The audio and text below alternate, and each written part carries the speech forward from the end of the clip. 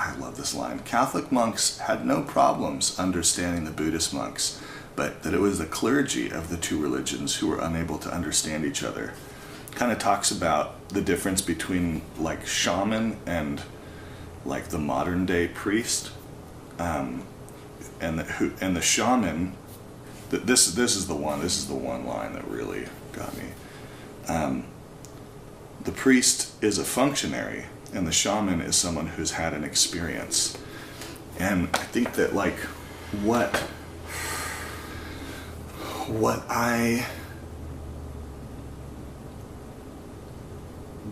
the reason that spoke to me is because I feel like I have that experience with music, and I've had that type of experience with music since I was a little kid, like interacting with music, and I've like helped, or I brought that experience to other people, whether it was like my dad saying, "Oh, hey Rigel," like we're over at some friend's house, he's like, "Why don't you play the piano?" And I sit down, and like the next thing I know, like my friend's mom is like sitting next to the piano crying. And I'm like, I'm just playing, you know, this sort of thing. But I've like, no, I had that experience in 3rd and 4th grade, and I've kind of had iterations of that all through my life. But for big swaths of my life, didn't have that because I wasn't I just wasn't doing it until lately. And so I'm trying to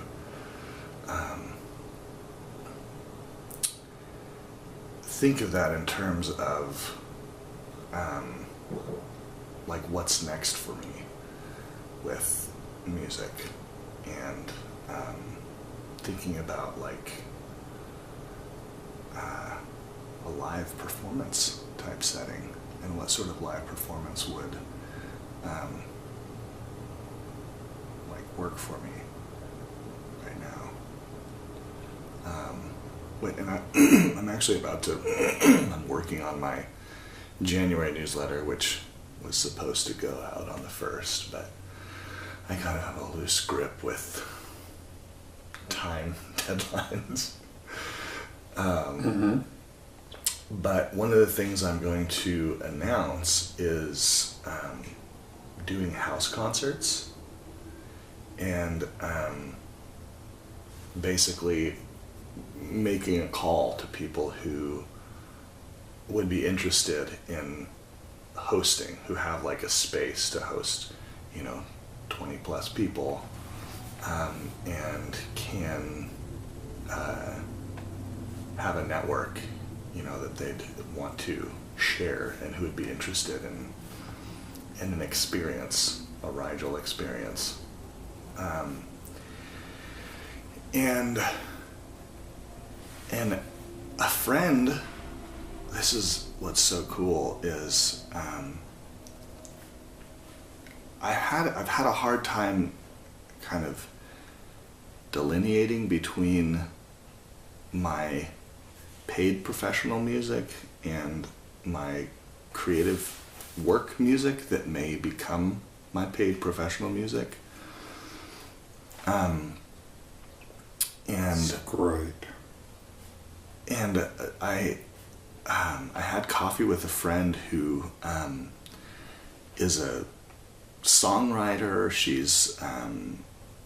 She's actually, I know her from the real estate business of all places, and then she happens to be working with my producer, and he was talking about me, and he was like, "Hey, do you know Rigel?" And she's like, "Oh, Rigel, like I know that name." And so anyways, we connected up, and she was talking about how like there's all these kind of rich people in Austin who live on that side of Mopac.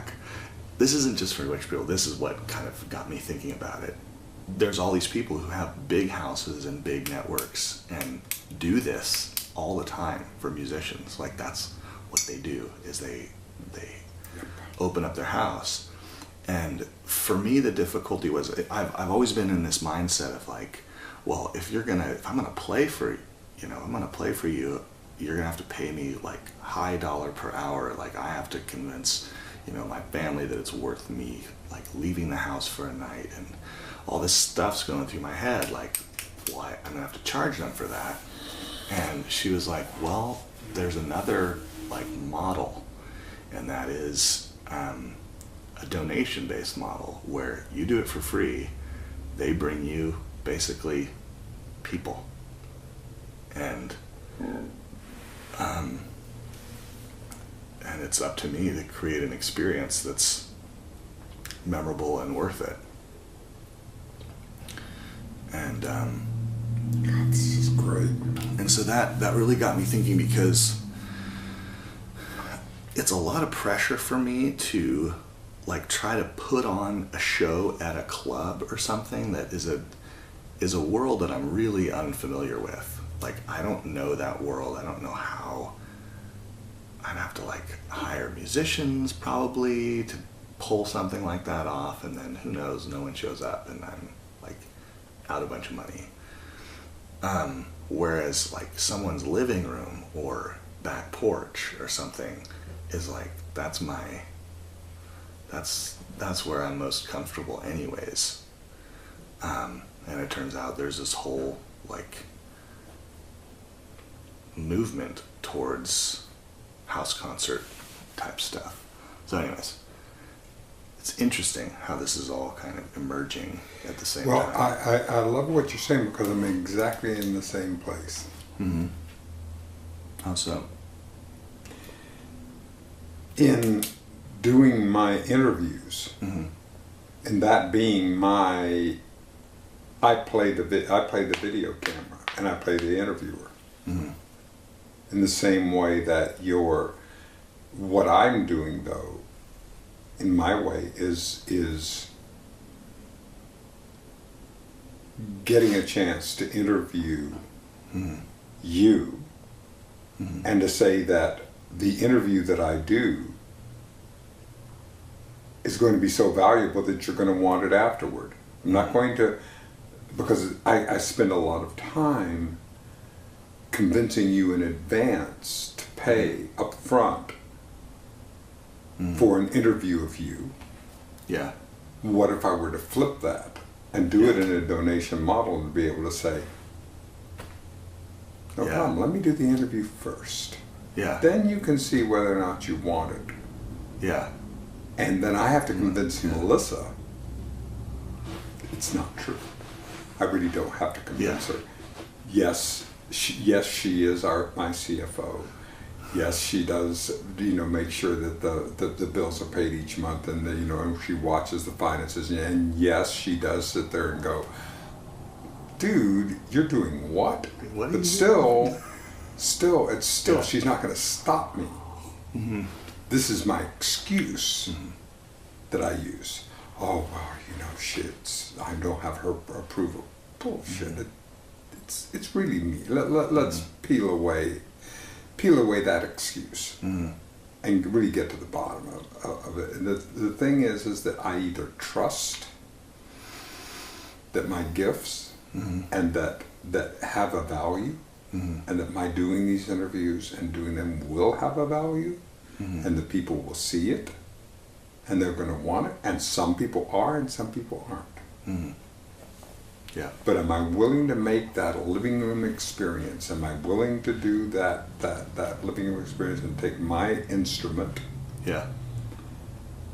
and my resonance in the interview and prove that it would be Yeah. and use it as a business model? Yeah, and what's cool, and you have more experience with this being a public speaker and comedian. There's this feedback loop of being able to try things out and see what works. Yep. Which is really just, in a sense, it's like guerrilla marketing. I mean, I'm figuring that out with my Facebook stuff. I'm like, what's working, what's not? Okay, I'm going to turn that one off because that's you know, that's not working. But like, oh, this joke like really got, I'm going to use that one again. And I think I want to build up confidence to be able to have basically an hour show where at the drop of a hat, anywhere, I could just sit down, pull out the hour show. I know what's going to work. I know the points, the points where I want to create an experience, the points where I want to like get involvement, or, you know, just have something where people are just like, they get to the end of the hour and they're like, that's it? Like, I thought we were just getting going, and it just kind of went by. Yep. And so, yeah, so that's going to be an interesting Well, experiment. I really like that. And how can I help? How can I help you both frame it, craft it, Mm-hmm. and understanding that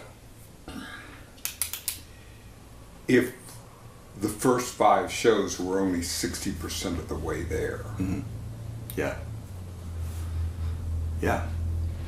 so that there is an evolutionary process. I call it gradual stiffening. It's like my go-to design term that just, it always works. Yeah, exactly. Got it. There's that flexibility in basket weaving, where you start with a few strands and it's super malleable, and then as it starts to take shape, and more strands are added, the stiffer it gets, and then it can like hold water.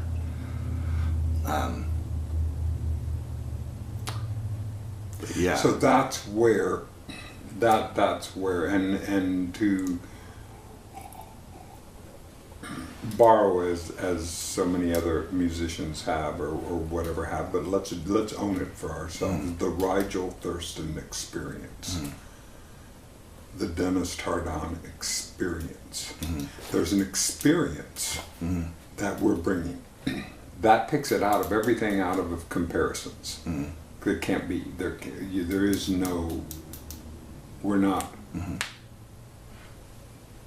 There's no competition. Mm-hmm.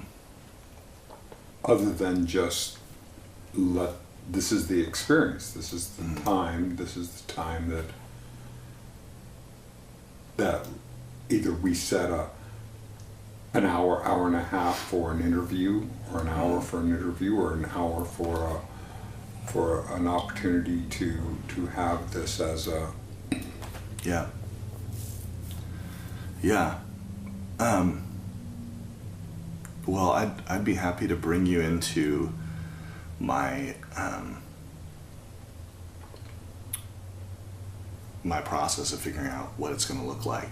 Yep. And I have a format from a guy who kind of specializes in putting together shows, which may or may not be super compelling, or may not work for what I need to do, Mm-hmm. what I'm going to do. I mean, a big part of it is going to be just pure music, but being able to create moments within the music where it hits people, and then the stories around the music that don't distract from like pull people out of the experience. Like when you read through my writing and you're like, oh, I was like in this world of metaphor, paradox, story, and then like you started preaching at me, and it just dropped. I dropped to the earth. So I want to know when that starts to happen, because that is I'm there myself, and I'm thinking that because I know the minute I take it out of I and put it into you, Mm-hmm. I'm preaching. Yeah. Yeah. I mean, your story is very, very compelling. Mm-hmm. I mean, it's the every human story. How do I connect with and or reclaim our power? Mm-hmm. The journey. Mm-hmm. Yeah. And it happens to be Rigel's journey, but that's what everyone can relate to. They can relate to because we're watching we're experiencing Rigel's journey through if it is your story, his story,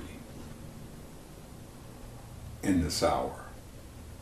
And then everybody can put their own, It's like it's what we talked about at the beginning, is your expression of that experience with First Cause. Mm-hmm.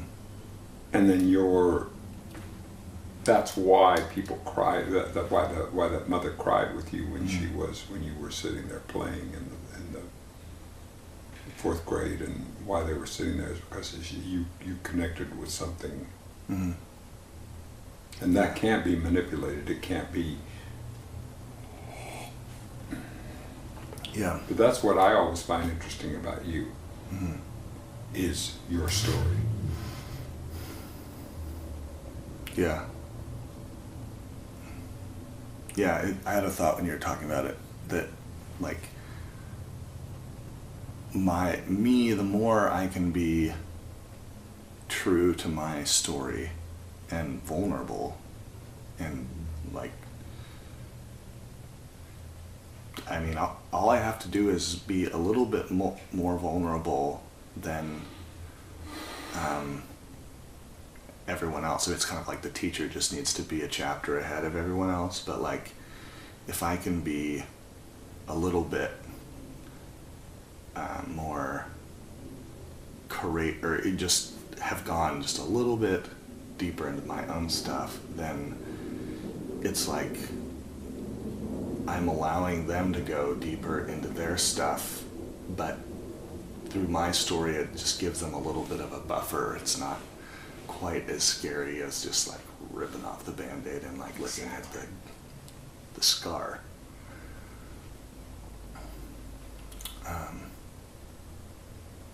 But that means I have to be vulnerable. But you are. That's who you are. You demonstrated that to me over and over again. You demonstrated that to me by putting out to sea. You demonstrated, I mean, that's, oh my God. I mean, look at going from the real estate to going through your process of your personal healing, of your personal, your journey. I mean, God, the courage that you demonstrate in that, Rigel, is astounding. It's so inspiring to me.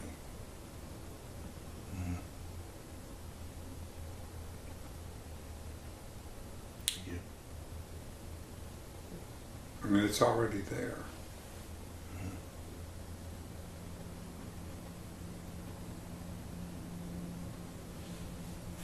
Yeah.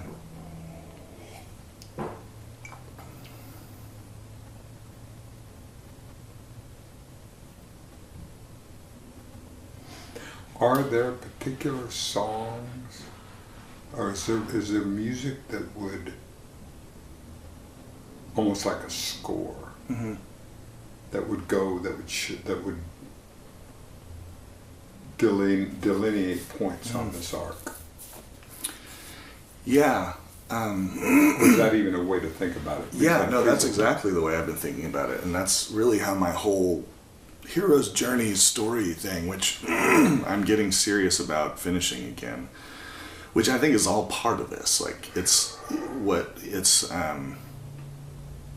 just another, that introduces people to me who don't know me, and after a concert or something, I can sign people up for that, and they get deeper, more stories. That's it's like a wake of the experience. That's, I think, the way I would see it. So house concert lineup. So I mean, this is this is like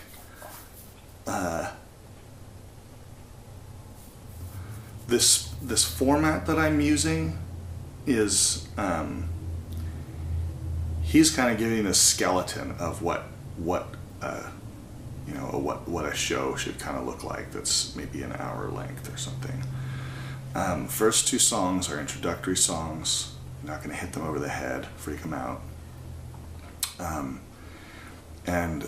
And maybe even so, one idea I had was like to get their attention to start a cappella, just singing without the piano, straight into the microphone. The song My Hometown. And so some of these are going to be stuff that's on the album.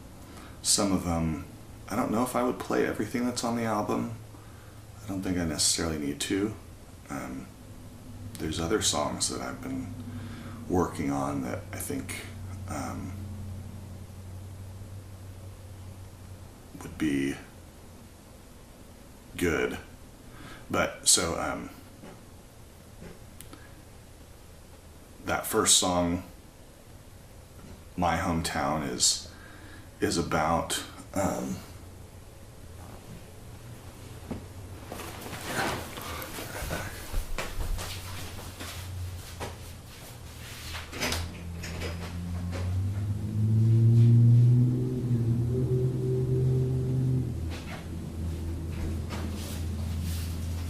so these are what's interesting is, you know, this piece, it's big on the inside. This is like the 9th one of like these pieces that I've done every year as like my Christmas cards. In the last 2 years I haven't done them, but the one before that, or maybe the one before that, is this.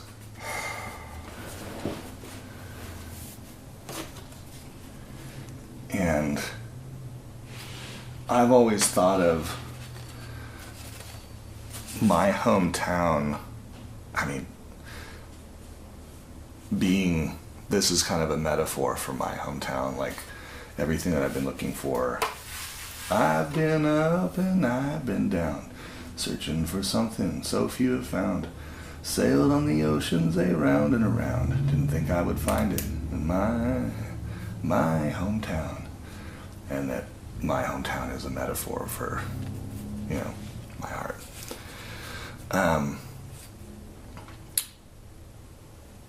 And so what's cool about this type of design is it's really good for t-shirts and any sort of swag because it has really high contrast.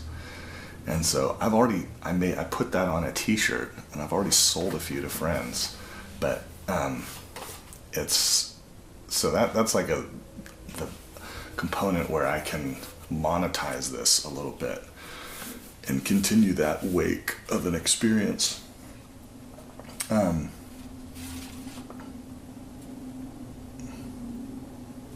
Beautiful. And then here's another one.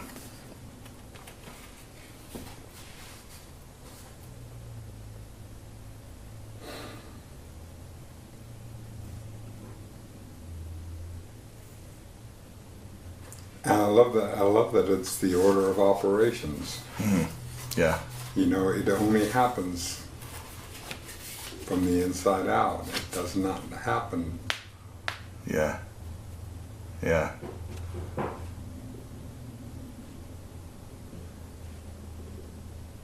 And it's interesting to see my own kind of discoveries of these truths over time, because, you know, this was like kind of the one takeaway from the year. The year that I did this was kind of like, this was the thing that I was really into. and then it's like kind of goes to the next one and then the next one. And it's interesting how like this is the very first one, and how kind of religious-y this one is. I think it's less religious than that one, but it's interesting how like my own evolution of consciousness, if you will, has expressed itself in my little art pieces. In my art pieces. Yeah. Oh, in my art pieces, not minimizing. In my material manifestations of ultimate reality. Yeah, there are different ways of expressing. Yeah. Love it.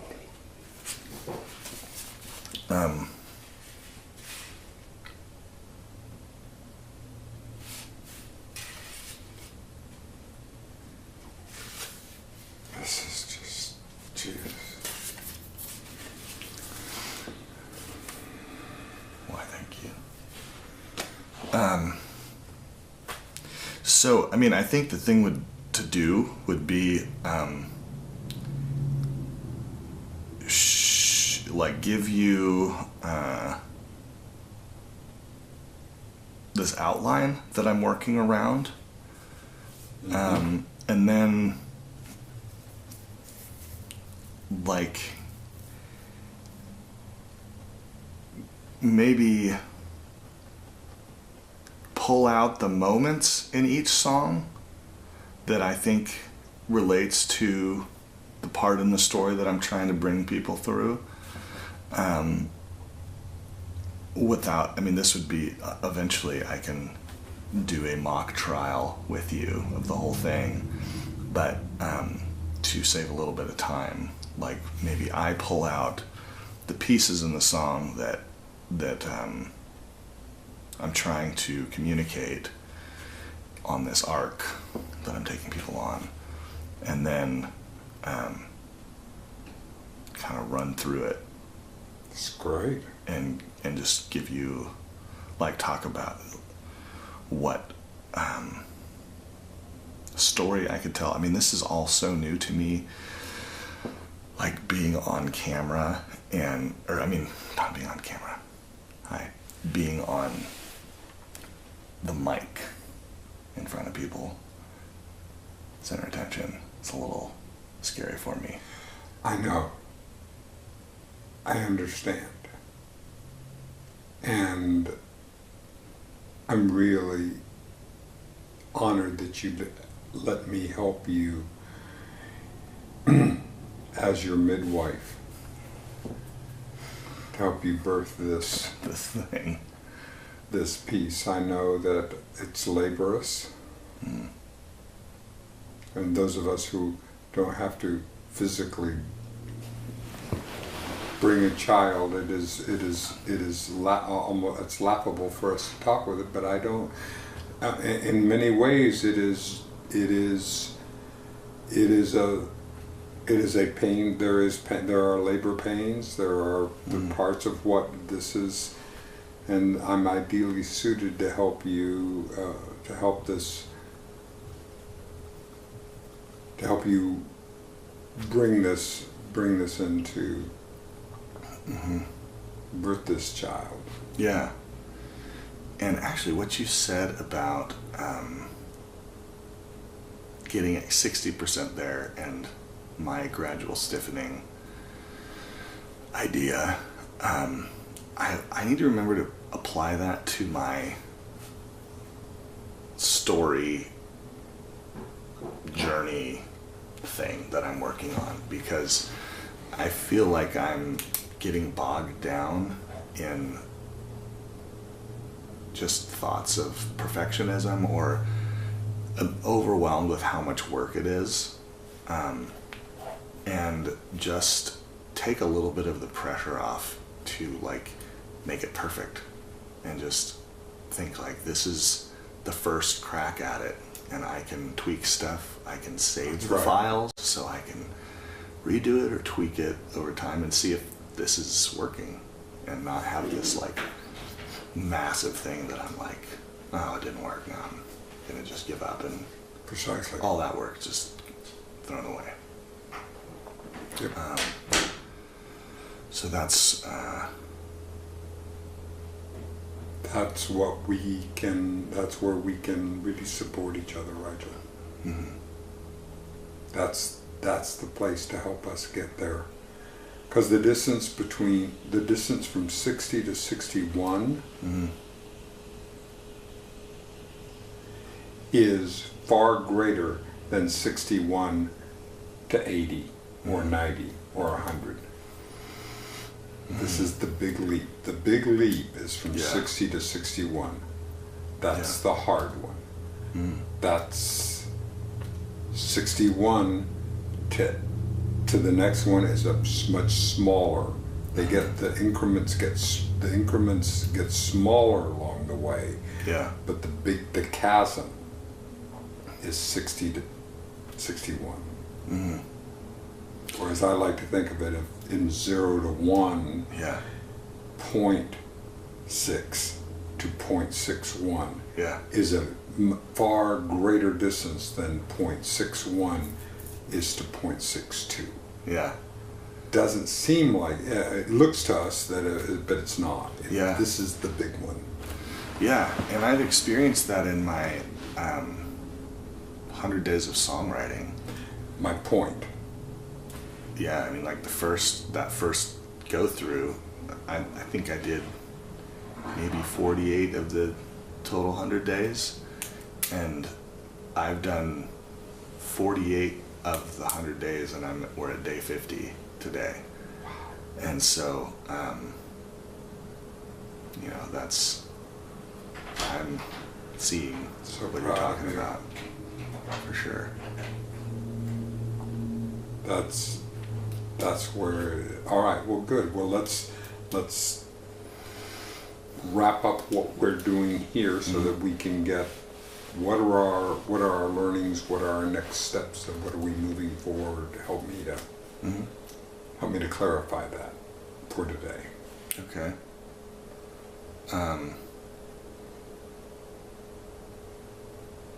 So I think a next step for me would be to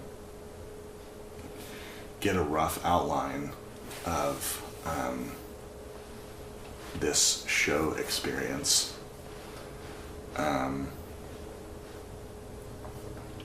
And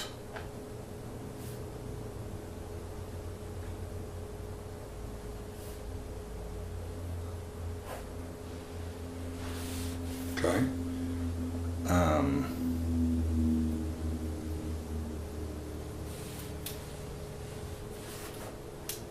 And I think also starting to rough in my digital stories, and just start throwing stuff together on my video editing software. Get some like rough cuts of me just telling the story, and the images or videos or whatever that I want to put with the stories. And I'm glad that you're saying that, because this Rigel, as we're talking about this experience for both of us about what we're doing, because I'm on a similar path. One thing that I know is that every day another network gets started. YouTube Red, Hulu, 1,000 others that neither one of us have ever heard of. The only thing that they have in common is that each one of them is on the clock. That's 24 hours a day of programming that they are looking for and hungry for and that they need. Content is king. Content is king. Interesting. You have such a presence on video. This is so powerful that using this plus your video editing software to develop content for these networks and to develop it through, I think, is another way to do what we're talking about. I don't think it's a mutually exclusive, this individual personal experience around the piano and that, and the development of the content for these networks. Yeah, interesting. Yeah. So think about it in terms of not just my own website, but also that this could be something that someone else picks up, and whether it's on whether it's Hulu or someone else's personal platform who's... Doesn't matter. They're more and more they're starting these networks, these times, and it's just like a while ago I looked at Mark Cuban has a network. I don't know who it is. He is the owner of the Dallas Mavericks. He's a big billionaire software guy. Yeah. You know, some guy. Yeah. He has a network called AXS. He has some programming, but the rest of the time it's pay program. So this is people put infomercial, whatever it is that they want. But this is just time, and he's not the only one. This is just an indication of, and now there are 100 networks that are coming there that are getting deeper and deeper into narrowcasting. Narrowcasting? I'm not familiar with that term. Broadcasting? Yeah. Narrowcasting. Narrowcasting. So you're getting into a very specific audience. That audience that is that will find and finds that experience, the Rigel Thurston experience. Just so it's almost like they're doing the marketing for me. Yeah, exactly. So that's and because of your, and it's really important to understand that the amount of time that you have spent polishing your video editing and narrative skills, like this art, is all exactly what is being, that's what people want, are looking for. There's a market here for what you're going, for this experience, for you taking it along. Yeah. And being the host of the experience. Interesting. I think that I just think that your natural work plus this will lead to gigs. Yeah. Which will lead to more television, which will lead to, I think that there's a you're already doing this. This isn't like you're sitting there saying you're starting. I think that they're very. I think that they're parallel tracks and they feed each other. Yeah. Yeah. Because that's where because of your personality, because of your camera presence and your ease and the just the conviviality that you convey on camera, this persona, this my God, that's gold. That's the heart. That really, that's where you sit there and you go, okay, E.F. Hutton. People listen. This is what people get. This is what they're getting. Yeah. All right. So it's leveraging that. Yeah. That it sounds kind of like the broadcast industry is following the music industry, which I mean a lot of the most of the big giants in the music industry have died, and they've had to rethink, like, what do we have to offer someone? And so they're not looking to make stars anymore. They're looking to, like, find stars who are already, I mean, I think what's happening is smaller labels, they don't have the budgets and the resources to make stars. Only the big labels have that. And they're, you know, I hope they all die out and go away, because it's just destroying art. But it's finding the stars, or finding the people who are, they already have their network. They already have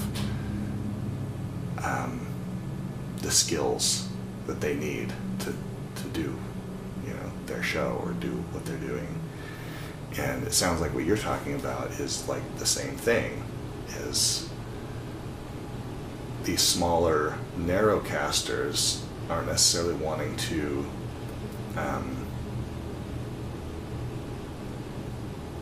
like take someone from scratch, or from 0 to 100. They want to take someone from, you know, 60 to 100, or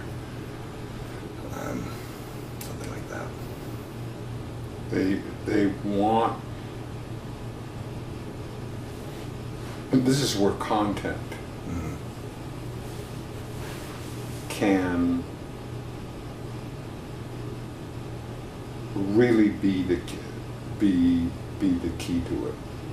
And that's what you got. I mean, you have lots of dense content. That's what you're building on. You're building this on the videos that you're making.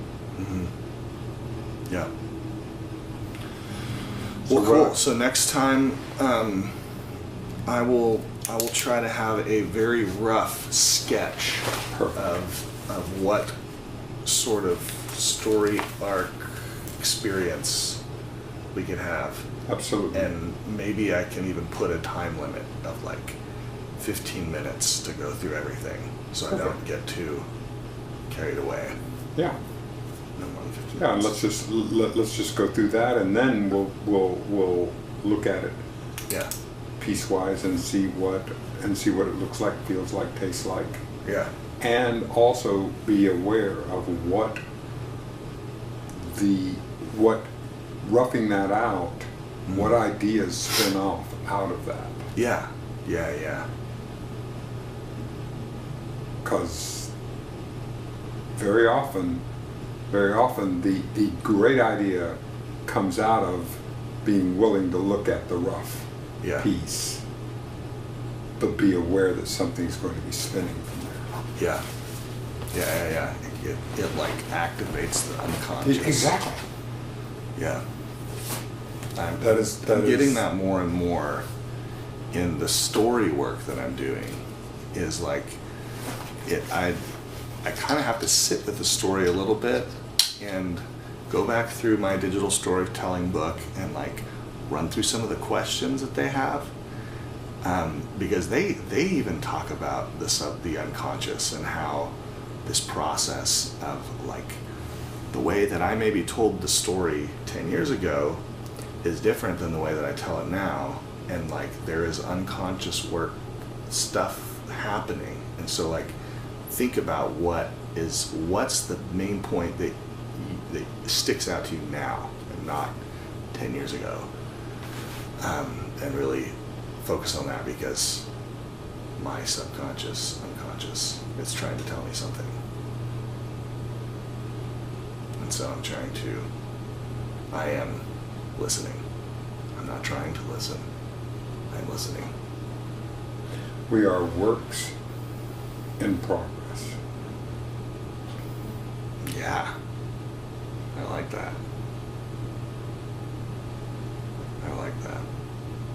I like Jesse Jennings, one of my major teachers in my life. I mean, he does this piece that he goes. He come out there and says, "Help wanted, inquire with it." Mm-hmm. He said that ought to be a T-shirt. Mm-hmm. Help wanted, inquire with it. I like that. I like that. Yep. That's good. That's where that's what we're doing, and so we're getting an opportunity to do that. I so appreciate the chance to collaborate with you. I learn so much each and every time that we talk with one another, that we work through this creative process. Yeah, me too. I like how it just kind of emerges out of us both going like, "Hey, this is what I've been thinking about," and then it's like, okay, slowly, yeah, into actions. It's exactly. And so anyway, I will take that and I will apply it this afternoon. Mm-hmm. And see where I am, and what are the opportunities that I can take that 60. Yeah. Go to 60 to 61. Yeah. And I'm going to be concentrating on that because I've been playing on that, getting it 60 to 95, and that's my ego. That's the danger. That ends up being, that kills it all. That kills my enthusiasm. Yeah. It kills my creativity. It kills every single thing that I want, even 60 to 72. Mm-hmm. Kills it. It just doesn't, because I'll disappoint. I'll do it, and so just focusing me back on the footwork. 60 to 61. That's all. That's the place where we're going. This is my focus. Very cool. Happy New Year. Happy New Year. What a great way to start. Yeah, it is. Man. Right on time.